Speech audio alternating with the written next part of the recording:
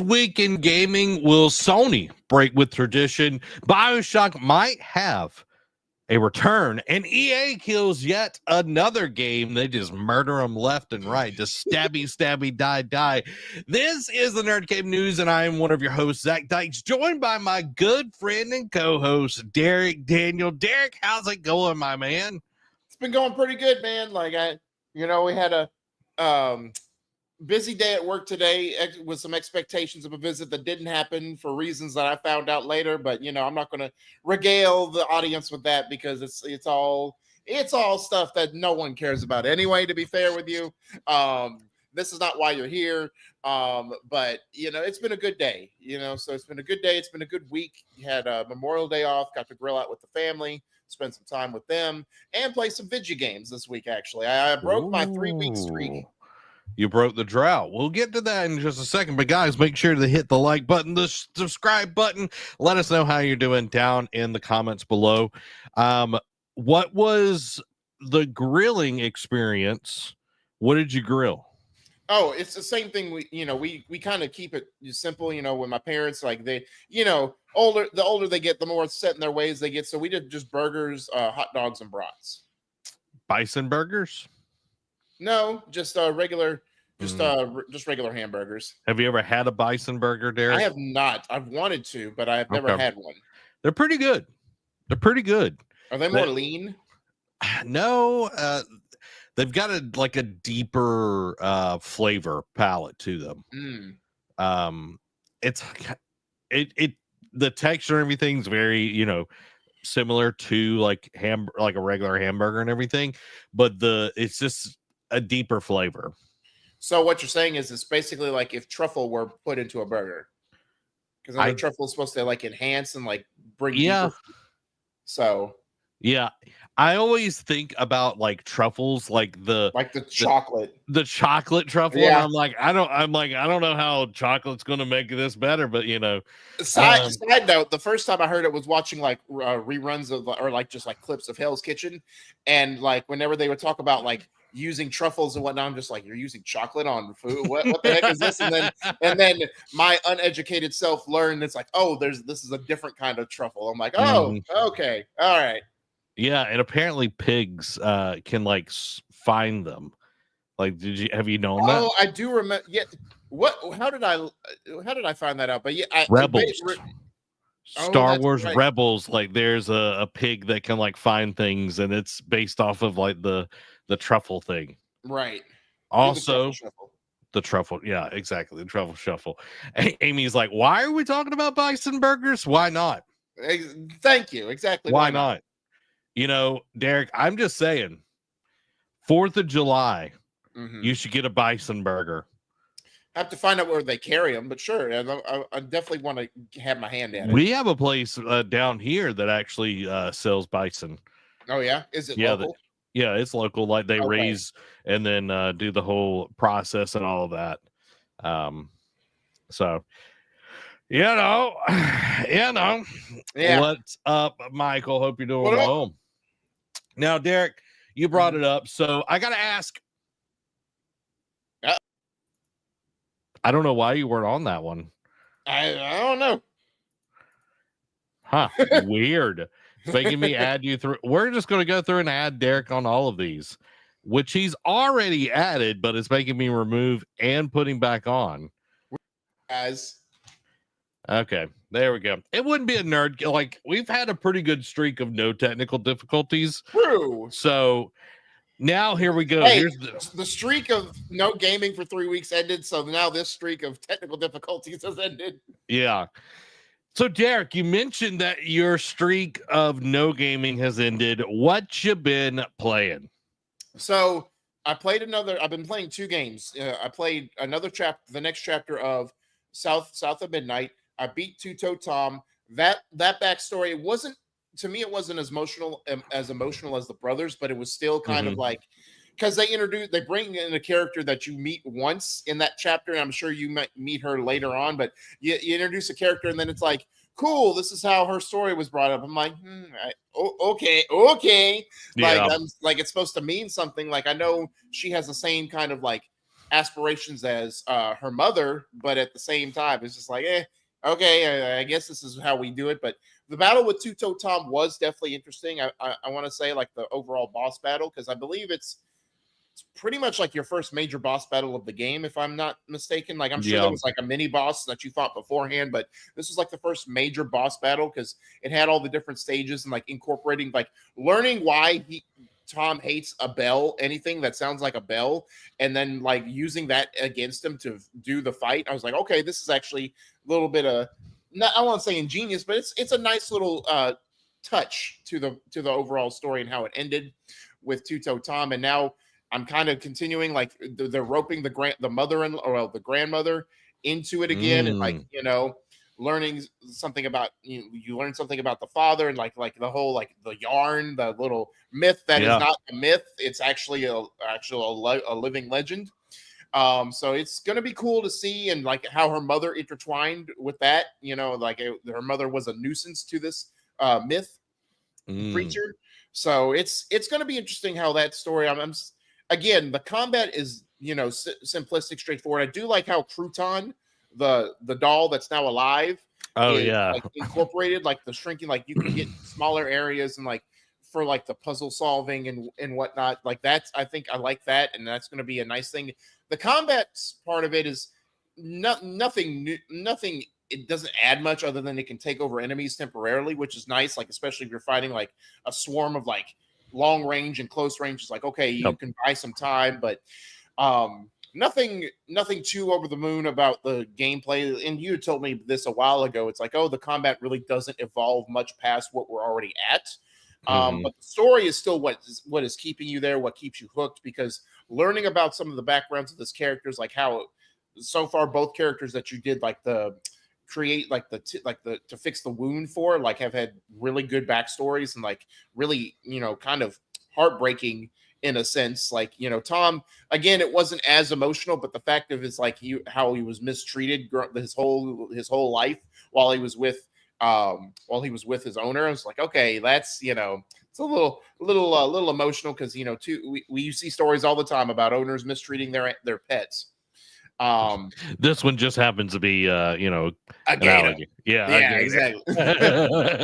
But the other one I played got more into Origins. I had that itch, like something about it, and like I really loved Odyssey back in the day, but I'm really glad I'm giving Origins a shot, because I know you were very high on it, and just something about, and maybe it's because it was the first foray into this RPG mechanic, or like RPG space that Assassin's Creed went into, that just resonates more with me, just because it's like, yeah, it's similar, like the gear structure, like the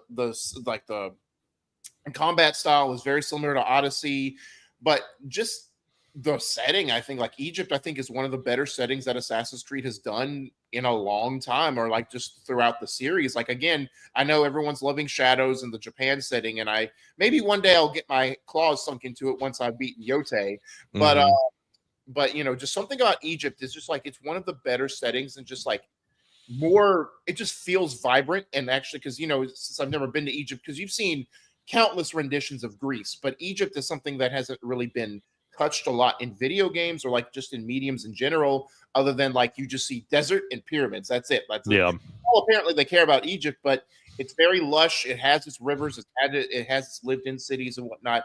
I did kill the next target on my list. I forget, of course, what his code name was, but the reveal was kind of, it kind of took me by surprise, because so up until that point you're just hunting and you're getting bits and details from people around the city or around the area that have dealt with this villain, and then you find out who the identity of him, and then all right, you have to go kill him. But this one, it's like, okay, I'm trying to find it, and then it's like someone that you're actually helped, and then like that's, you wouldn't think, is like, oh, I'm a stonemason, I'm just a builder, I'm trying to make a legacy for myself, and all of a sudden it's like boom, and that literally right before it happened, I'm like, this is that person, this is your target, and it's like drugged, and then you get buried from the neck down in sand. I'm like, yeah, this is very cool. So, and my revenge was sweet.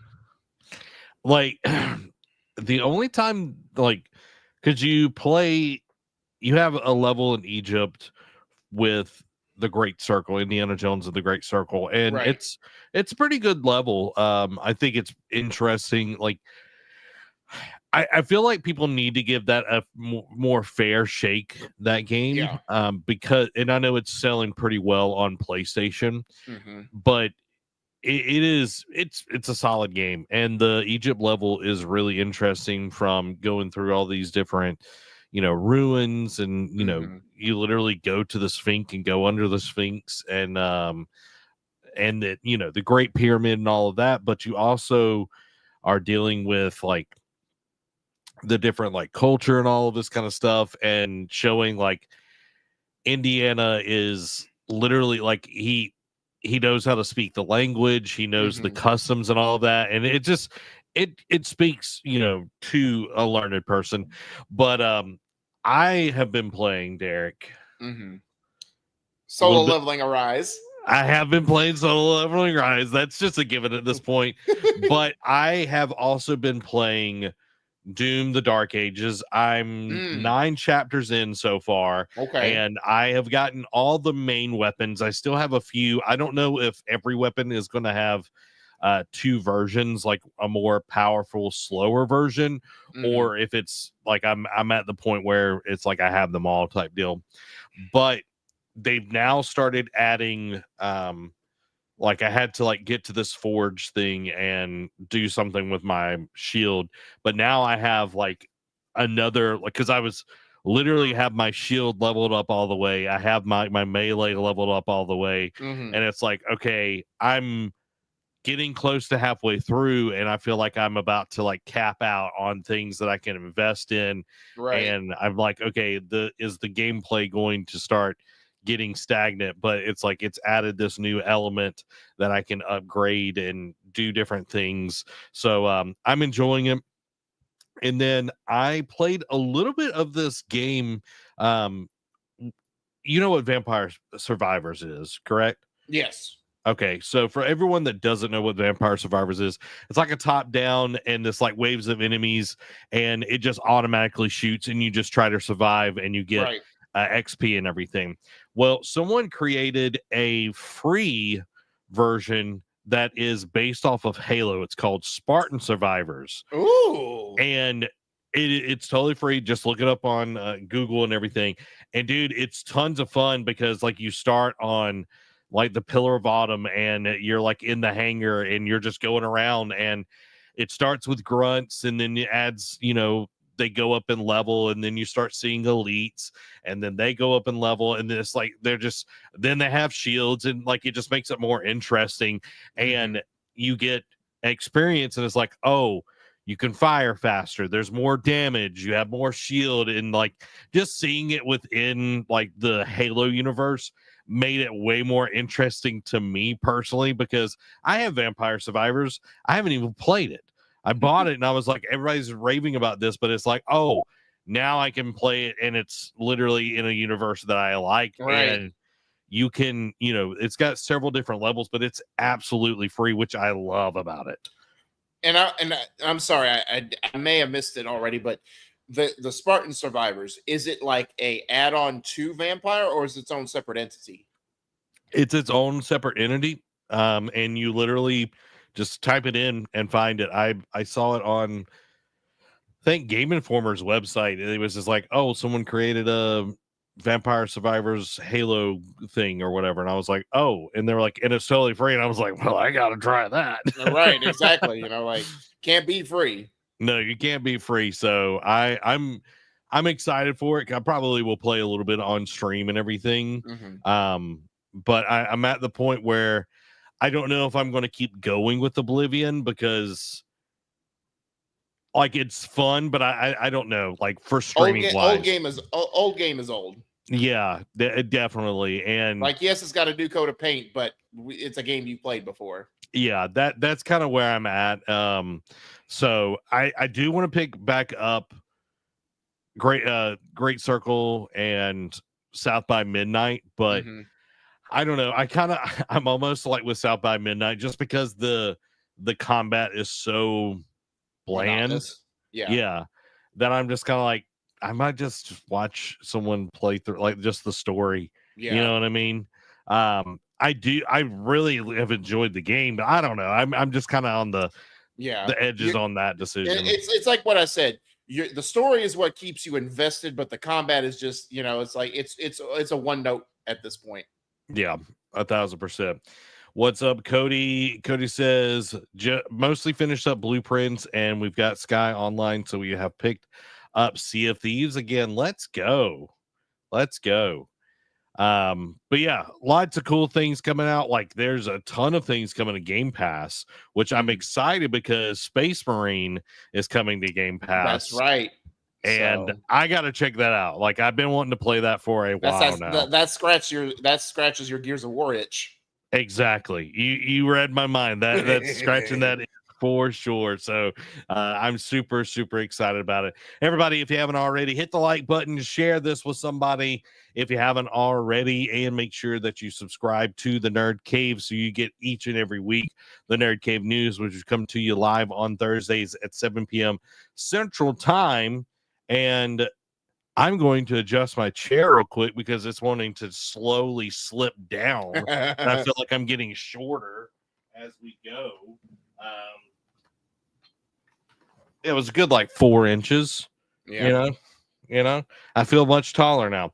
So it's time for the gaming discussion. First up, rumor Sony is hosting a PlayStation event in June, according to journalist Jeff Grubb, who's become the PlayStation insider at this point.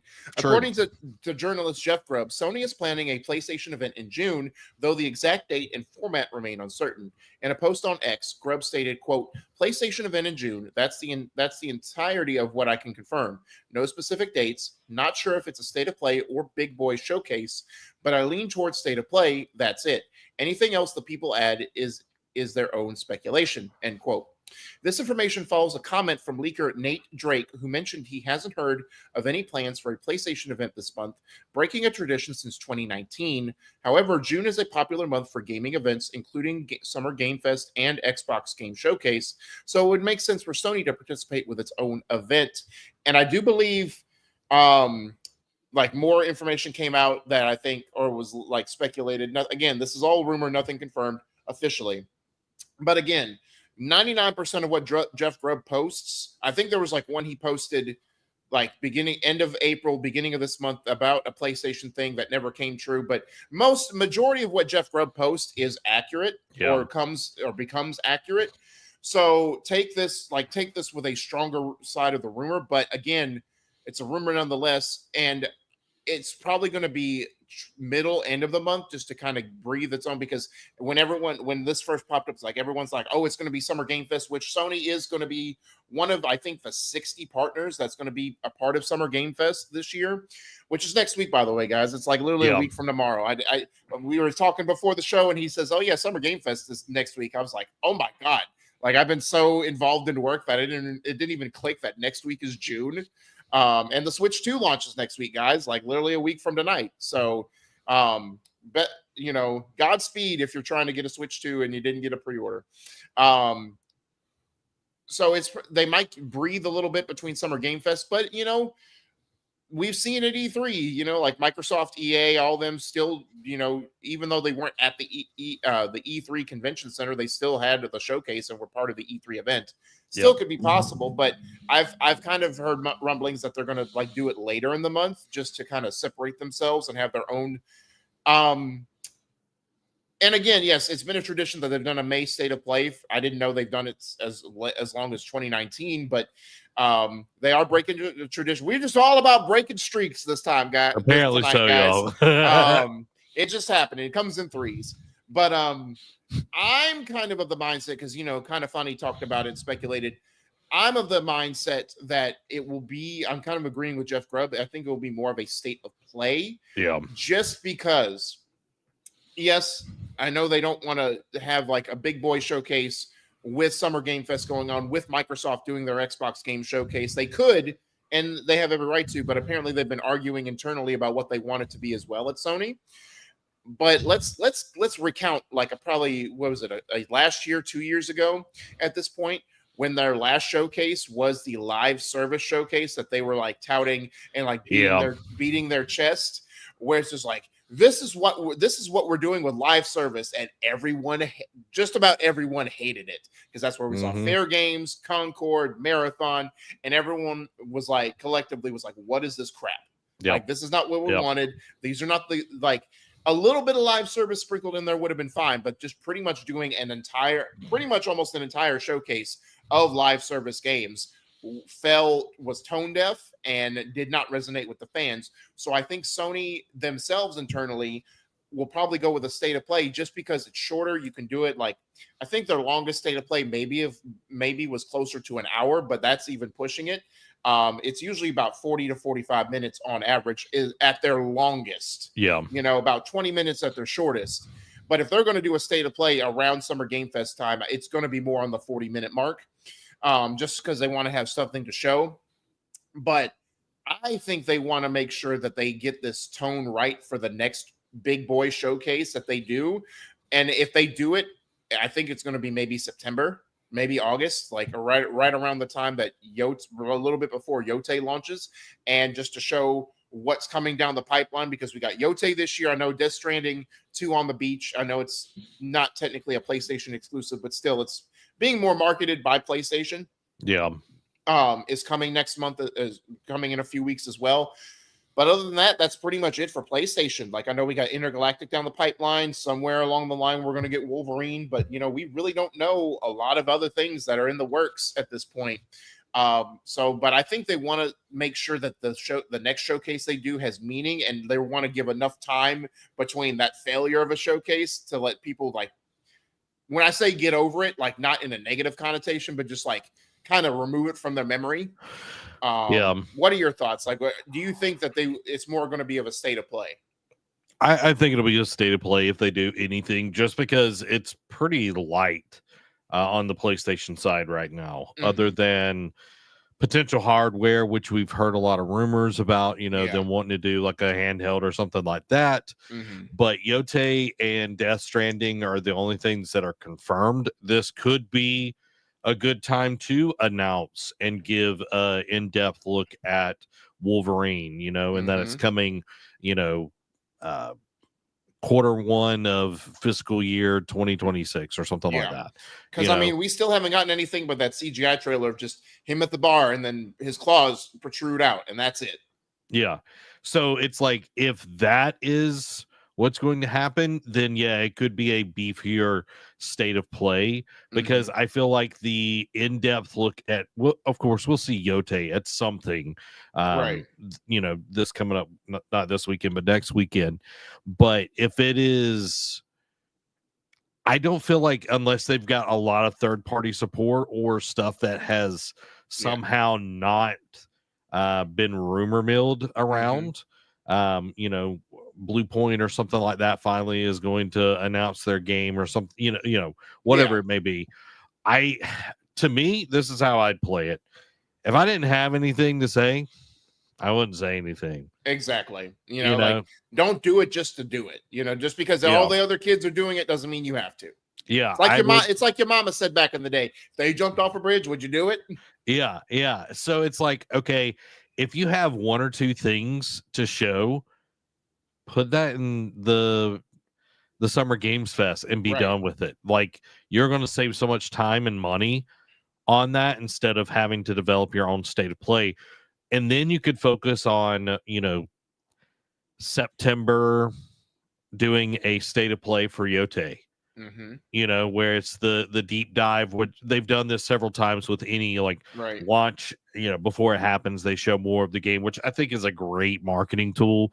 Of showing, it's like, hey, here's the gameplay, this is the story that we're going with here, these are the improvements, or this is what this new game is going to be like. And I mean, it's like, it's not only another way to show off your game, but it's also like, all eyes are on that game. It's not just muddled in with a bunch of like 20 other games that's shown at the same time, like shown in the same presentation. This is the one and only thing that you're wanting to tout and get in, showing why people should care.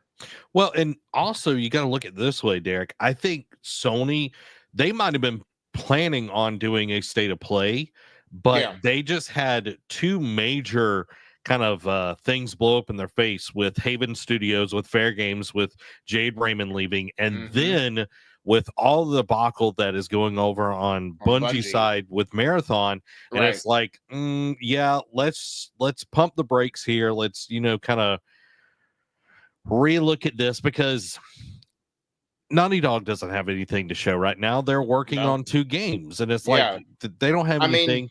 I mean, they just announced Intergalactic 6 months ago. Like, are they going to be ready to show like a vertical slice? I doubt it. Yeah, and it's like, okay, is Insomniac ready to show what they're working on?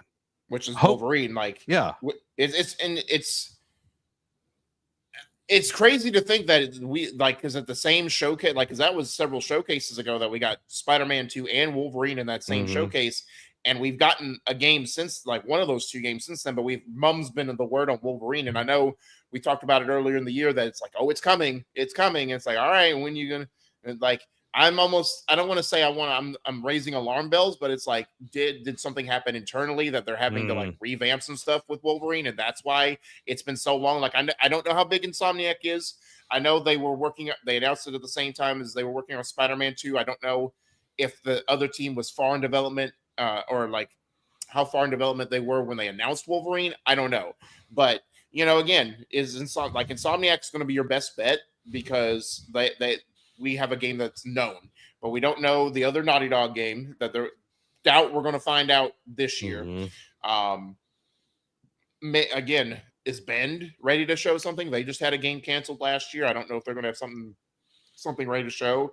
What is Santa Monica even in the realm? I know we're about 3 years removed from Ragnarok at this point, but are they even ready to tease their next game, what they're working on? I don't know. Yeah, the only one that's been quiet for a very long time has been Blue Point.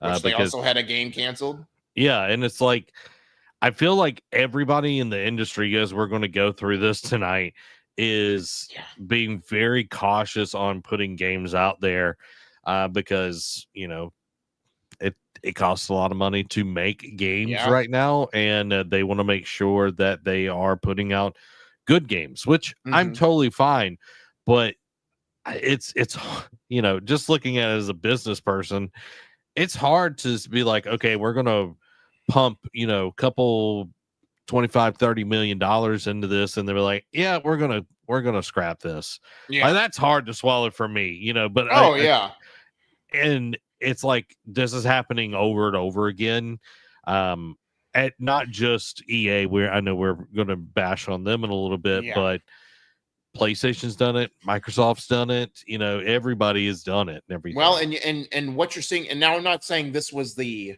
definitive reason why, but you can look at it as a case study and a catalyst. But Concord was pretty much a prime example of like, hey, we spent hundreds of millions of dollars invested in this game, and it lasted 2 weeks on the market, and we had to shut it down, and give refunds, and close the studio.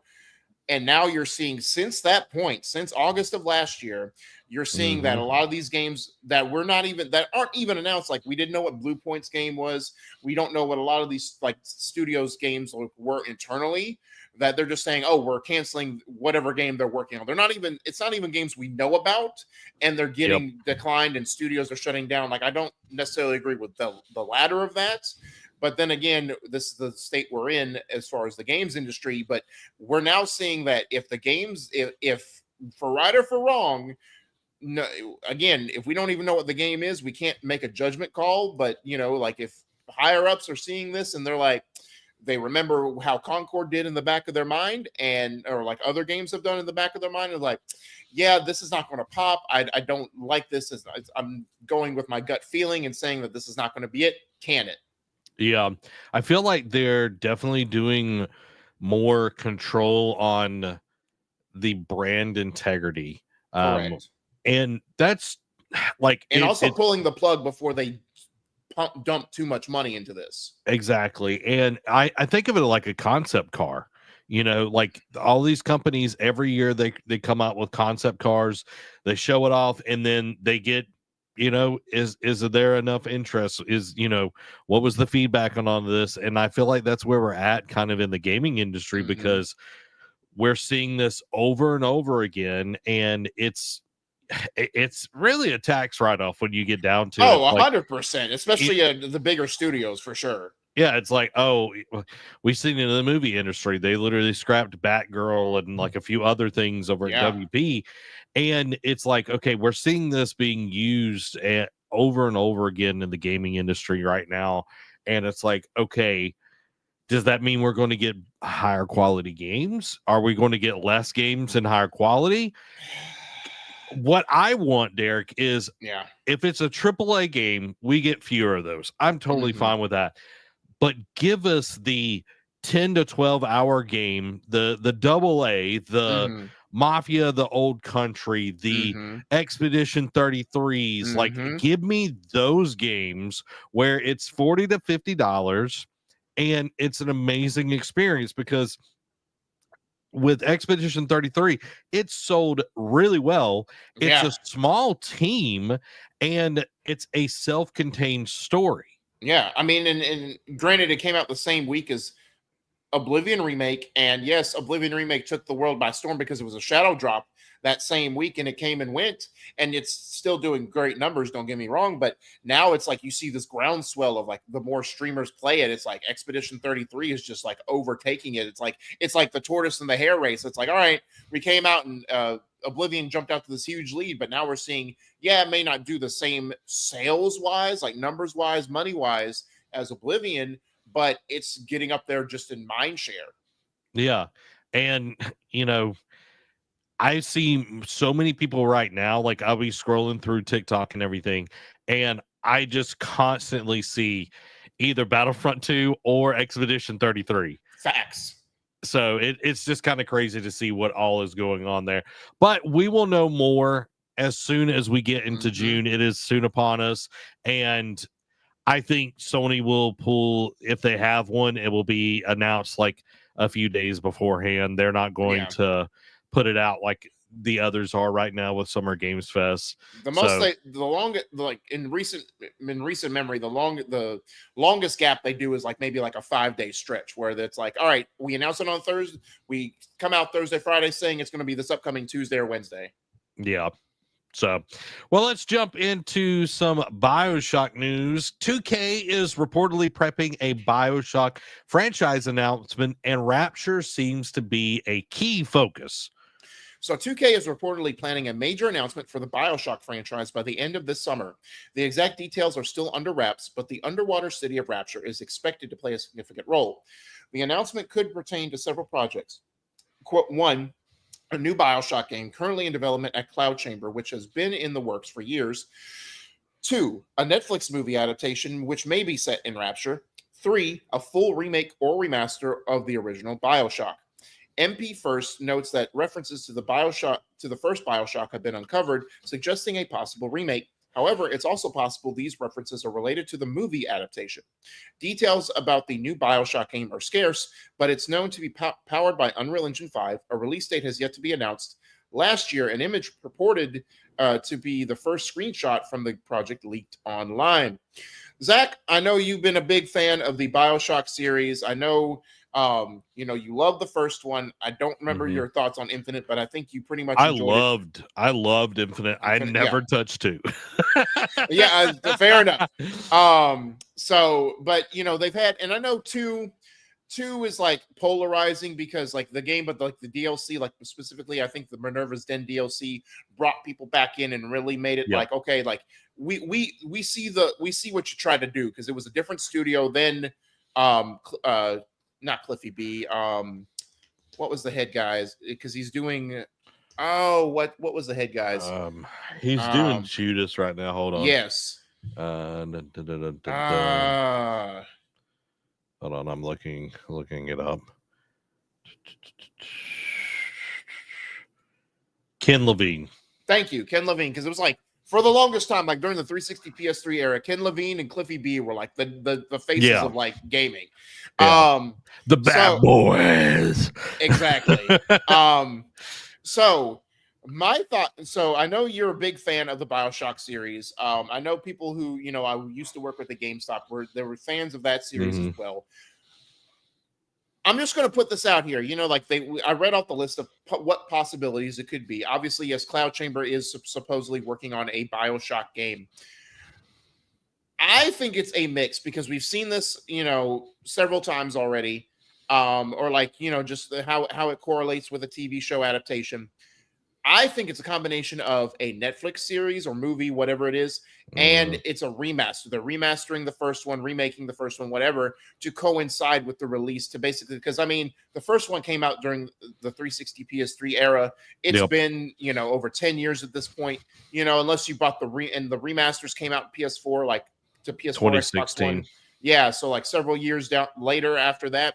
But you know, it's still been almost 10 years since that point, so people have forgotten about it. So it's like, why not put a fresh coat of paint on this and say, oh, by the way, we're also doing a movie / or maybe whatever TV show of it is as well. So I think it's a mix of those two. But I want to get your thoughts. Like, what do you think it could be? And my thing is, it's like, okay, if it is a new, like if this new studio is working on a Bioshock game, going back to Rapture, like doing like maybe like a newer game in the series, but going back to an old thing. Is that something you would want? So I kind of want to look at it this way. I think if it is a remaster, that would be cool. A remake would be nice because like it would help some of the things that have aged. Right. And we see how well remakes are doing. Correct. You look at Last of Us, the way they positioned themselves for the show, and then part 1 to come out, and then they did part 2, you know, and all of this, like they really set themselves up for success. You look at Fallout as well, like they didn't necessarily release a game when it launched and everything, but it pushed people to go play Fallout 76 and all the other things because it was super accessible with Game Pass. I think they have to do a great job of getting these games in people's hands, because who's going to go into GameStop or other places? Because man, nobody's going to be carrying a game from 2016.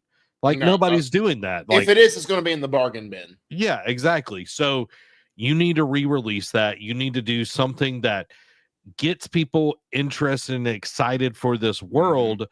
And you also have all the people that played it before, and it's like we see with Oblivion. Everybody's was excited because they're going back into Oblivion. It looks great. It plays the same way, you know, all of the things that were there that just bring up all this nostalgia. You do that with Bioshock. You get the new people and the old people in.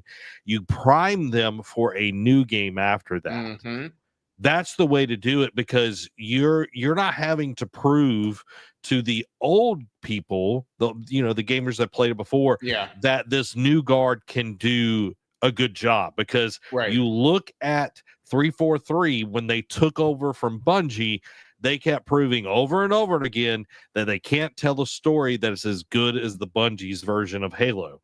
So you make them go through the first game. You could even do all 3 or whatever, but I think the first game at least, to set up that expectation, what the world is, how does everything play together, that there's these like subversive things that twist you, you know, would you kindly, all of these things that just break your mind in a good way, and it's going to make them want to play the others as well. And then you get them the new game, and you have the show. And dude, that would be the way to do this, because any other way, you're kind of shooting yourself in the foot. You know, and it's just like, okay, how can we make the most out of this opportunity? And the show has to be good. Like there's no way that the show can be bad, which I'm kind of scared on the God of War show, because the dude never has played God of War, said it was too challenging on the 2018, and I'm like, what difficulty did you play on, my guy? Yeah, it's like even if you're playing on story difficulty, it's not that hard, dude. No, it's not. Yeah, so it's just like, okay, but you see the love and care that Fallout and Last of Us put into their world, and it's like, all right, That's what you need to do here, because the world of Bioshock is crazy and interesting. And to your point, you asked me, I didn't answer this part. Mhm. Do I want to go back to Rapture? Yes and no. Because the main reason I did is because it's been involved in all 3 games. Like, it was the setting of the first one. Infinite, you went back not. to it. Well, not so much, but the DLC, you went back to Rapture. Yeah. So it's been played out to, I don't want to say played out to death, but it's been a focal point in some way or form in all 3 games. Like, you've gone back to there at some point. The first 2 games took place in that, and then you went to the deal. Like, yeah, you went to the sky in Infinite, but then you went back to it in the DLC. So it's like, is it getting to the point where it's like, yeah, I know it's been 10 years since the last time we got an iteration of it, but it's like, is it played out? Can you just give me like a new thing? Feels like Tatooine with Star Wars. It's like, my God, how many times can we go back to freaking Tatooine? Tired of sand. Yeah, it's course it gets everywhere. For me, I don't want to go back to Rapture. It's like, how many times can you skin that cat? And it's like, that cat's dead and gone at this point. And it's like, if you're already remaking 1, you don't need to go back to Rapture. You need to do something different, and maybe go back to, well, it kind of depends on the ending on 3. Something with I can't remember the name of the city in the sky and everything, but do something different. Like, put it in a mountain, put it in space, something. I mean, something on the different. moon. I don't know. Like, getting into Judas territory, then, though. You know what I mean? That's also a good point. Ken Levine would sue somebody. But the only way, and this is going back to earlier in the year when we talked about the possible God of War going back to Greece thing. The only way it could possibly work, and I'm not saying, like, I'm not trying to make this like this a thing for everything that's going back to like a familiar territory, but the only way it could work is if you're going to the origin. Like, I know when you first went in the first game, stuff had already happened. Like the origin of like when Rapture is first built, like how the downfall happened. That's the only way you could get me to care about going back to Rapture again. Yeah. And you can even subvert the gameplay side of things, and it's like, you become a big daddy, Yeah, that's a good point. Something where it's different. And if you don't know what a big daddy is, I probably wouldn't look it up on the internet, just Big Daddy. Because if I say I would do Big Daddy Bioshock, because you're going to get some things you don't want to see. Oh, my Lord. So, like, I think that would be a really cool way to, change the gameplay and everything. But I don't know, like, if you could make a 8 to 20 hour game out of playing as a Big Daddy, you know what I mean? Yeah. Amy, oh Lord, with LAWD. Make sure you put the game name in when you look up Big Daddy. Please spare yourself. So I'm optimistic, but I'm not going to hold my breath as well, because how many times have we been burned by, trying to go back to the well, Mass Effect Andromeda. Dragon Age: The Veilguard. Why are we picking on Bioshock? I mean, not Bioshock, BioWare. Oh yeah, I'll say or just EA. We'll get to that in a minute. Guys, make sure to subscribe to the Nerd Cave News on podcast services of your choice. And of course, here on YouTube, it helps us a ton out. And we are live each and every week on Thursdays at 7 p.m. Central Time. And if you haven't already, smack that like button, hit subscribe right now, because we've got our final story of the night. EA cancels Black Panther game, closes Cliffhanger Games in 3rd round of layoffs this year. It's crazy to think now. I don't know if they're talking about fiscal year, but it's crazy to think that we're barely 6 months into the year. And EA's already had 3 rounds of layoffs, but we'll bash them in just a second. EA has canceled its Black Panther video game and shut down Cliffhanger Games, the studio developing it. Despite this, EA remains committed to its partnership with Marvel and is still developing at least 2 other Marvel games. Cliffhanger Games, established in 2023 and led by former Monolith Productions head Kevin Stevens, was created specifically for the Black Panther project, The game was intended to be a single-player, third-person action adventure set in Wakanda, developed in collab with Marvel Games. It was part of a 3-game deal between EA and Marvel, which also includes an Iron Man game currently in development at Motive Studio and another unannounced Marvel project. In an internal email to staff, EA Entertainment President Laura Miele stated, "Our partnership with Marvel remains strong and our multi-title long-term collab continues." Reads a statement sent to IGN by EA attributed to EA Entertainment President Laura Miele. A Marvel spokesperson also sent the following statement, quote, "The multi-title long-term relationship between Marvel Games and EA, a creative collab focused on original storytelling with various beloved Marvel characters, remains strong. Development of our console and PC titles, beginning with Marvel's Iron Man, is led by Motive Studios." Following the announcement, several developers from Cliffhanger Games expressed their disappointment and sadness on social media. One developer shared, quote, "It breaks my heart the world won't see it." Another described the project as, quote, "ambitious and special," highlighting the team's dedication and passion for the game. And Zach, this came to my mind the other day too, like yesterday, because I'm, I work at like a mid shift, get home around 6 o'clock, and I'm just scrolling through and I see the headline Black Panther canceled. I'm like, huh? And I look at it, and the thought is, why is Disney still in bed with EA at this point? Because they gave them a shot at Star Wars. 10-year deal. Exactly. They squandered it. Squadron was good. I know Respawn has kept it alive. Like, I know the deal's technically ended. Well, Disney pulled out early of the 10-year deal. But, they said, Respawn, we want to give you at least a crack, and they've done well with the 2 Jedi games.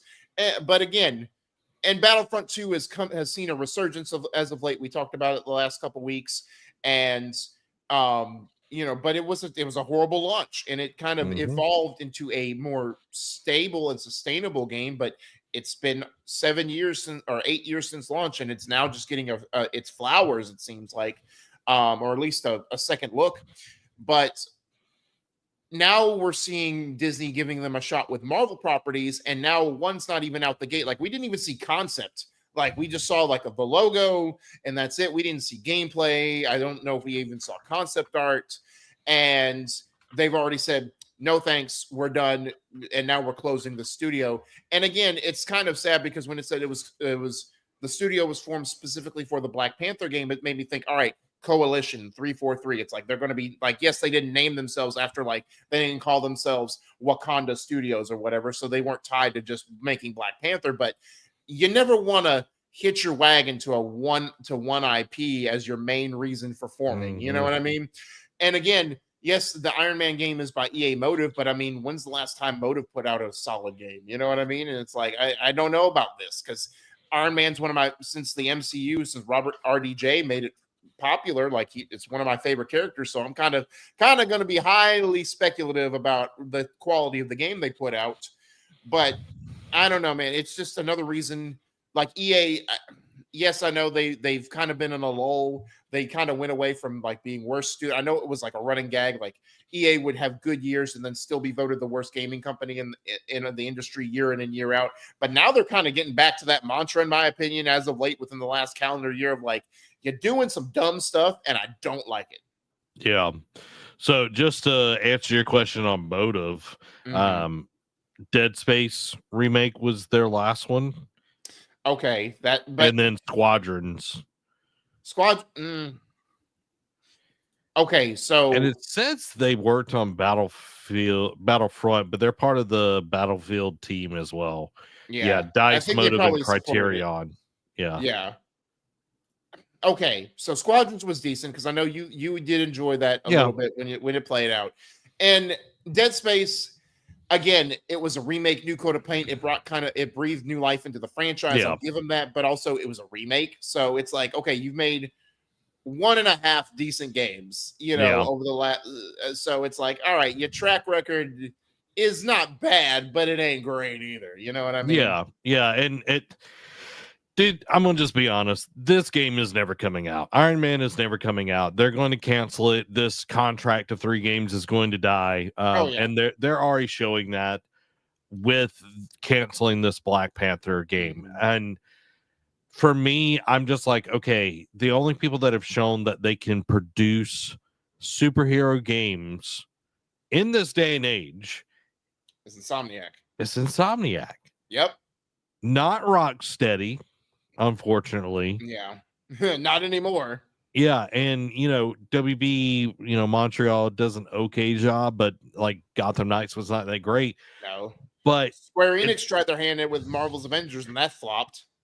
And I will say the Guardians of the Galaxy game was good. Yes. But it did not perform well. I think and that's with a really big tier, like zeitgeist wise, franchise. And it's like Black Panther, I feel like could do well, but I don't think that it was going to do gangbusters. And clearly they saw the writing on the wall. And now it's like, okay, what is this Iron Man game going to be like? Is it, going to be, Spider-Man and Arkham? It's got to play totally different, but is it going to have that polish? Or is it going to be like Superman 64 or whatever? You know what I mean? Yeah, it's like, does Motive have the chops? Yeah, to do something like this. Yeah. And I mean, you don't know until you give them a shot, because there are some studios, like I forget which game it was in like recent memory that we were like, oh, this studio's getting a crack at a game like this. I don't know about this. And then they ended up, I don't remember if it did gangbusters, but they actually didn't do bad with it. And I'm trying to remember what it was. I can't remember if it was a smaller like indie studio or like a BT. I don't know. I feel like there was there was a situation like that did end up being like somewhat of a success, but I can't remember it in recent memory.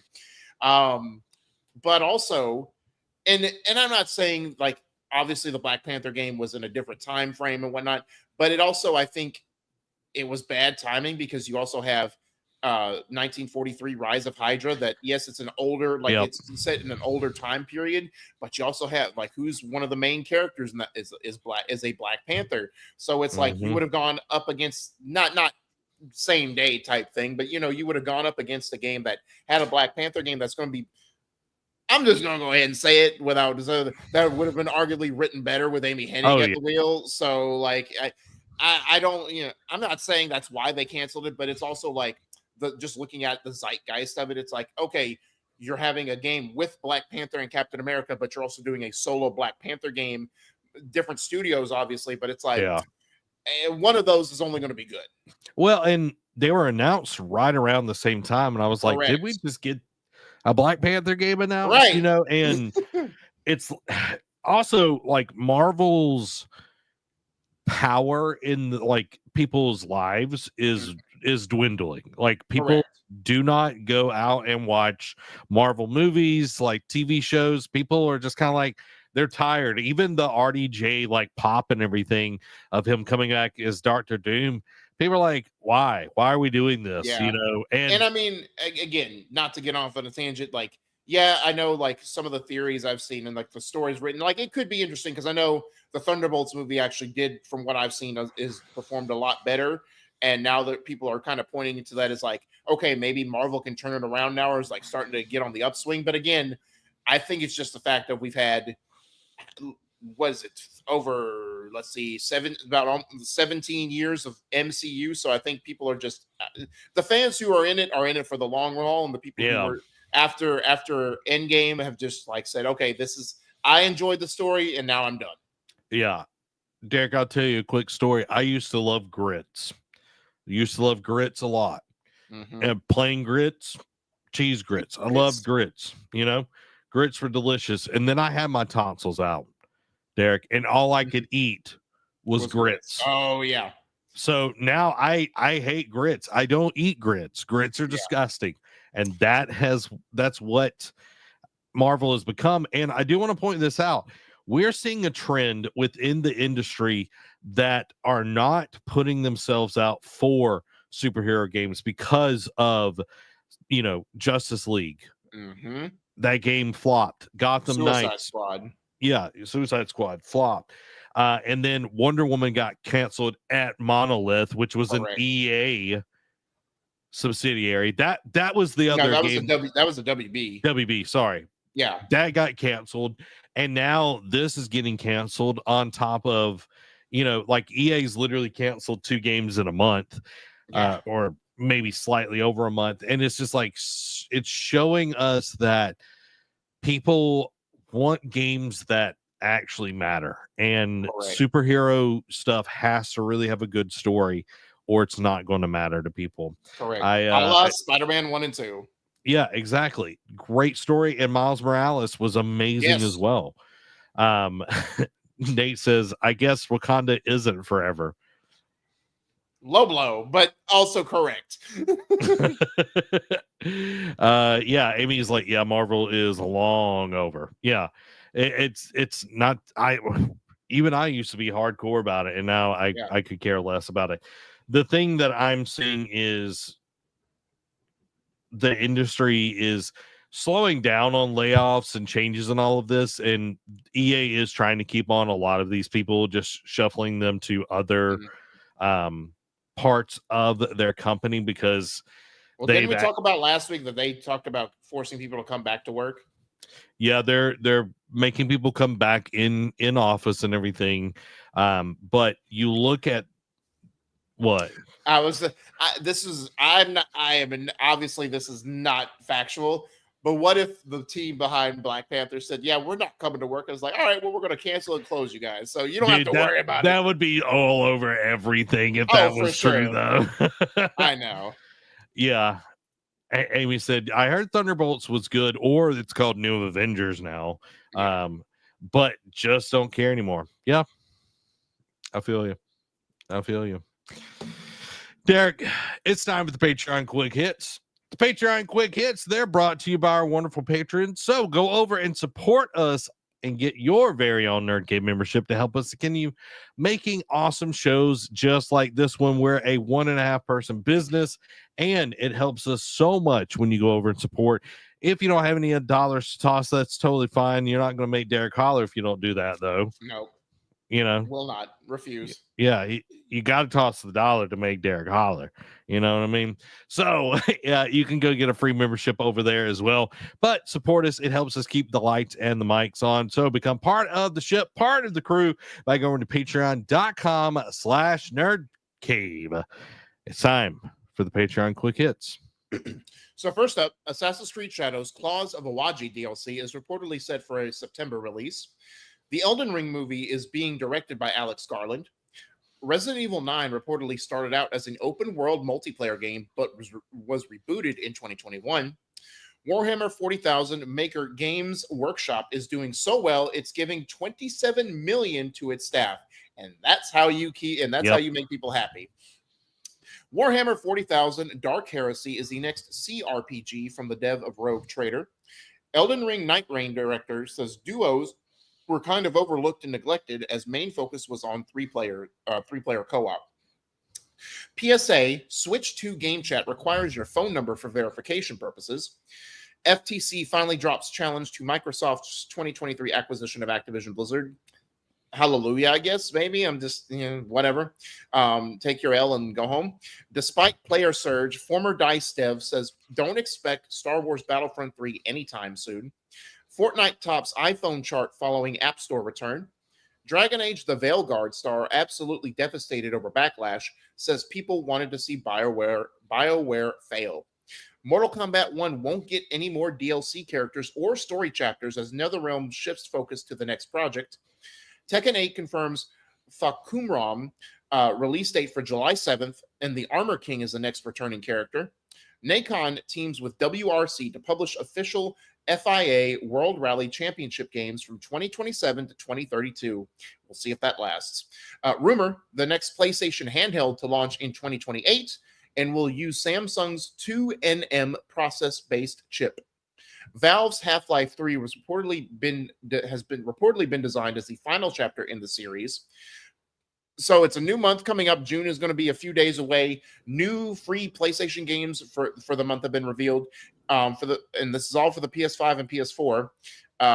You get NBA 2K25, Alone in the Dark, the 2024 remake, Bomb Rush Cyberpunk, and Destiny 2, The Final Shape. Dragon Quest 1 and 2 HD 2D remake gets a release date of October 30th. Nintendo's anti-scalper measures hit Japan, with Yahoo Auctions banning all Switch 2 console listings. Sony announces Days of Play 2025 includes deals on the DualSense controllers, PS5 Pro and Slim, PlayStation games, and more. Claire Obscure Expedition 33 has sold 3.3 million units in 33 days. Get it? Let's go. But 33 is all around.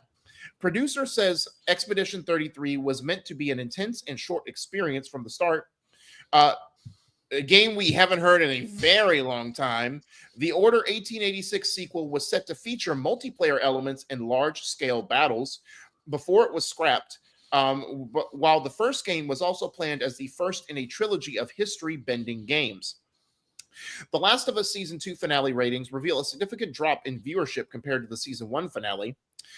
Surprise, Nintendo just updated Animal Crossing New Horizons for the first time in 3 years.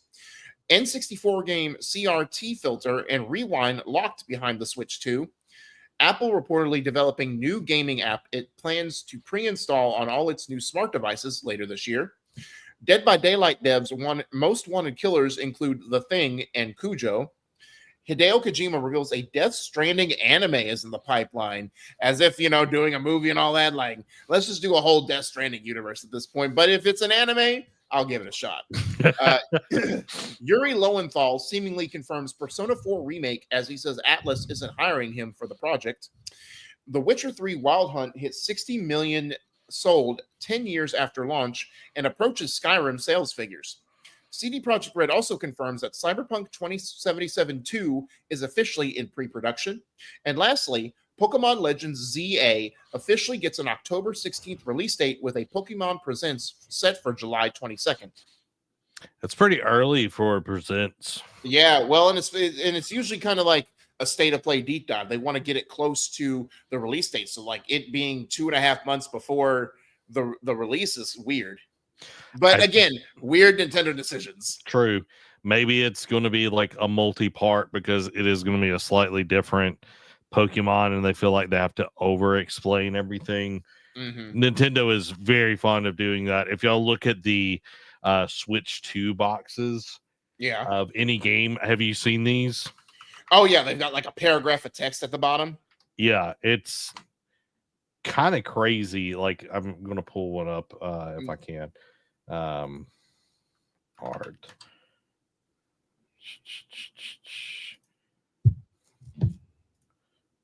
Of course, it would be the smallest flipping images in the world.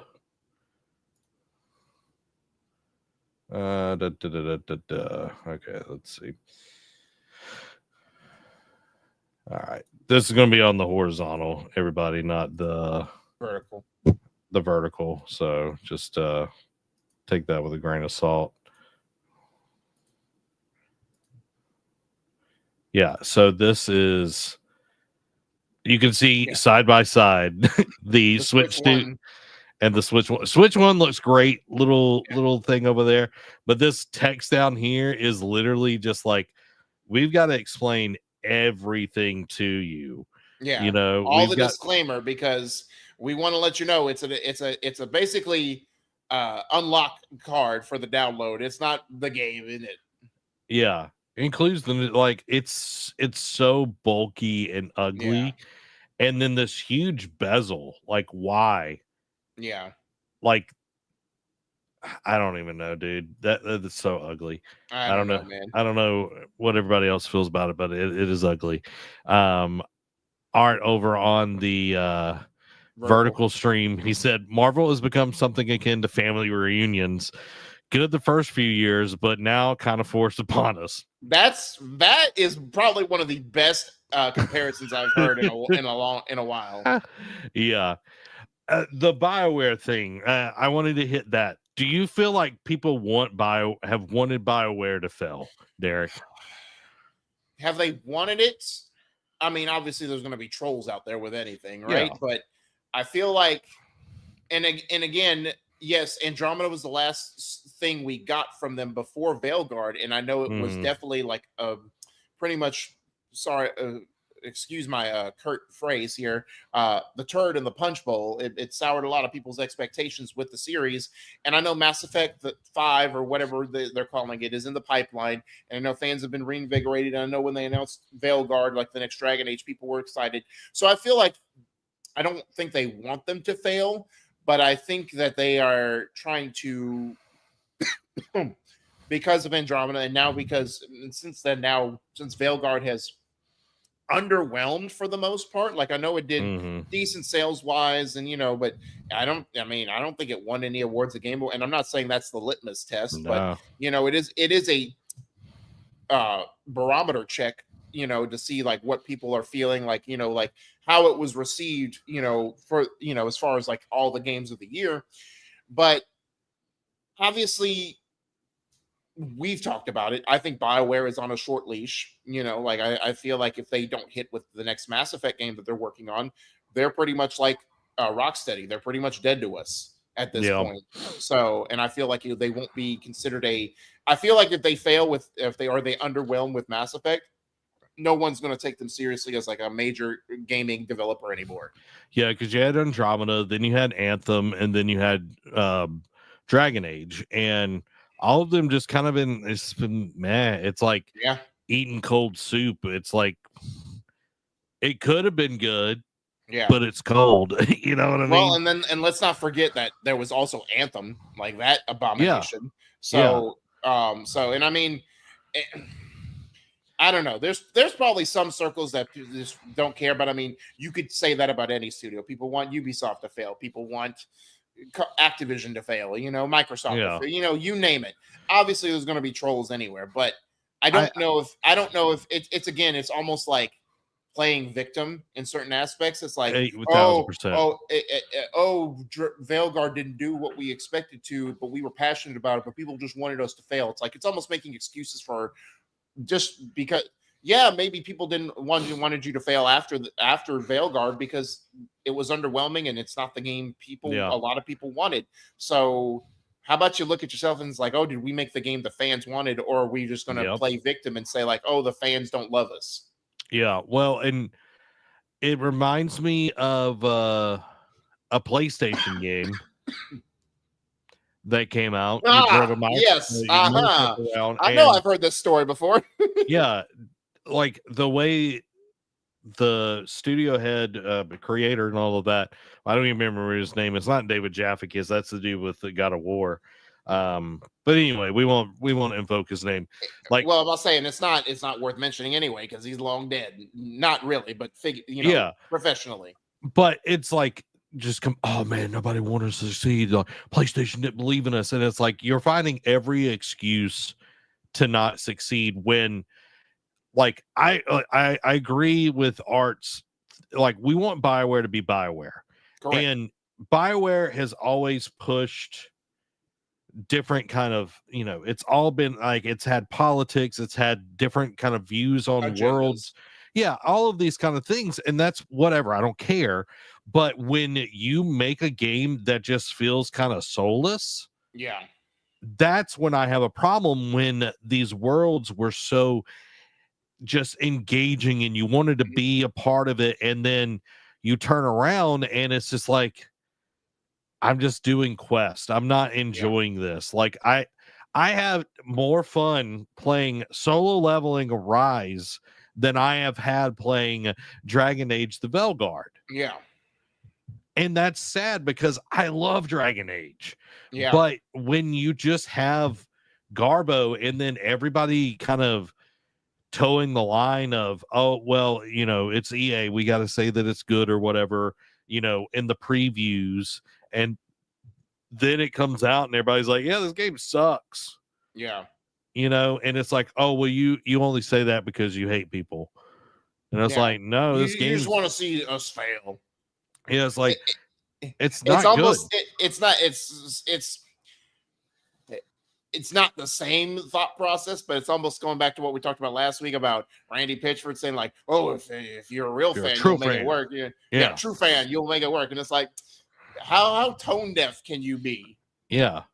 It like in the story, it's just like, it felt like everything was kind of camel by committee. It's just piecemealed. It just didn't feel like a real game. When you look at BioWare storytelling, it's always been rich in depth and span, and it's like, who's writing these games? Correct. Why do we keep coming up with this? And I'll shift it from just BioWare. Let's look at Rocksteady. Let's look at other, parts of the gaming industry. It's like you just keep putting out crap, and you expect just because the world is bigger or the graphics, quote unquote, looks better, is the way to sell something. And it's like, no, it actually has to tell a good story.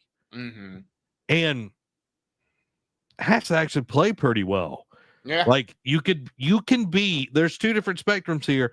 I'm gonna bring two games that I've enjoyed, but one I'm giving up on is South of Midnight because the gameplay sucks, but the story is amazing. Correct. And one game that I'm going to keep playing because the gameplay is amazing and the story is okay, and that's Doom. Correct. But it knows exactly what it is. Yes. And Velgar did not know what it was. Nope. They thought they did. They thought because like, it's been 10 years since we did a Dragon Age game, but we still know what makes it tick. No, you don't. Yeah. Especially when you've had a turnover of leadership that EA has had. Yeah. And dude, when they changed the design of like some of the major like races and all of that, like it just made it was just like, that ain't it, Chief. No. Not around here, partner. Not around here. Don't get from here. Amy said, it feels like I got haters on some mediocre guy's IG story that has 23 followers. Yeah. And it's like, now if someone is attacking the game because of like whatever views and all of that, that's not okay. You know what I mean? Like, that's not okay. It's, but when it's like, oh, it didn't sell well, it's because people wanted it to do bad. And it's like, no, you just made a crap game. Right. Yeah, it's sort of like, whenever whether, because you've seen it from both sides, it's like some either longtime movie director that just hasn't made a hit in a long time, or some up and coming movie director that thinks, oh, I'm gonna burst out into the scene with this it's innovative and whatnot, and it's like, no, it bombs at the box office, and it's just like, oh, you guys just don't understand art. No, you put out a piece of crap. Yeah, well, I want to say Francis Ford Coppola just did that. I thought it happened recently. I couldn't remember who it was. Yeah, like he just put out one with Adam Driver. I'm trying to find the name. It's like Metropolis or something like that. Hold on. Megapolis came out last year. And everybody's like, what in the world is going on here? This is not it. But this is the dude that created The Godfather and did Bram Stoker's Dracula and like all of these major films, and then you get that thing, and people are like, "What in the world's going on?" It's like, if you crap in the bed, you crap in the bed. You know what I mean? You're Amber Heard at that point. It's time to put on some Depends. Yeah. It's like, go wash the sheets. Let's try this again. You know what I mean? Guys, we hope that you enjoyed the show. Make sure to come back next week. We're going to be chilling, hanging out. We're going to be live Tuesday. We're actually going to be live Tuesday. I had to reschedule last week and everything, but we're going to be playing some games. We're going to be here on next Thursday, probably talking a lot about the things we hope to see at Summer Games Fest, and I will keep you all abreast on anything that comes up if we're able to do some stuff for Summer Games Fest and everything. So I hope everyone has an awesome weekend. Make sure to go to patreon.com/nerdcave and support us there. It helps us out a ton. Thank you for taking your time and being a part of this stream. It means the world to us. But this has been Zach and Derek. Y'all have a blessed week. Bye-bye.